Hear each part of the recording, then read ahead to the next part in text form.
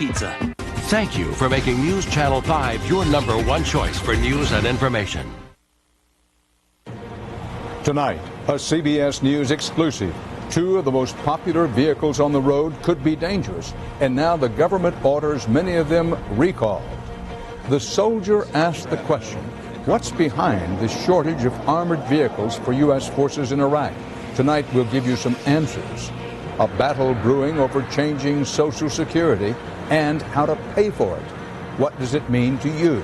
And Eye on America, how children and parents separated by war are being reunited at bedtime.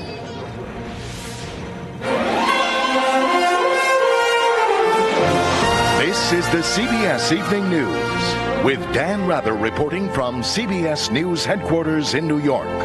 Good evening. Many Americans are driving them right now, but they could be very dangerous. The U.S. government is now ordering a safety recall of hundreds of thousands of light trucks built by Daimler Chrysler, the Dodge Durango and the Dodge Dakota. CBS News correspondent Mika Brzezinski first exposed a potentially deadly defect in these vehicles more than a year ago, a defect that could cause a wheel to fly off. And tonight she has this exclusive follow-up. Mika? Well, Dan, 600,000 popular vehicles could be recalled if Daimler Chrysler complies with the government's demand.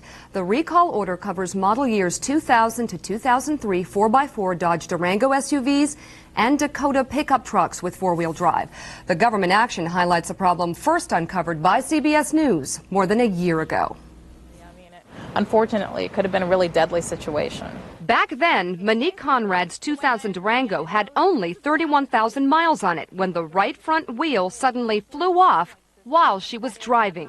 The tire, and this big piece of metal that's probably a foot past the tire, was bouncing across 4 lanes of the road. Her experience, along with similar complaints, prompted the government to investigate possible premature wear of Dodge Durango upper ball joints, a ball and socket attaching the wheel assembly to the vehicle. Since our first report, CBS News received hundreds of emails, photos, and calls from viewers around the country, like Kate McGeehan Sawyer from Maine. The wheel just flew out. Tina Check in Massachusetts. The wheel had completely fallen off. Joyce and John Gosh in Pennsylvania.